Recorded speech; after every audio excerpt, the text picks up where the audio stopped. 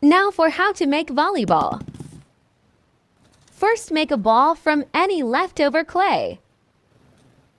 Then mark surfaces. Make 6 surfaces like a cube. Then make little rolls. From each color, make 6 rolls. I chose white, yellow, and blue. Here I started with the white one. On each surface, put 3. 2 from the same color on the sides, and 1 different color in the middle. Put a different design in the adjacent surface, but the same one on the opposite surface. You have to work fast before the clay dries.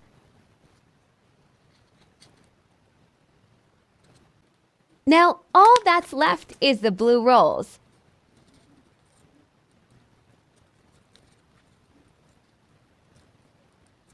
It's done.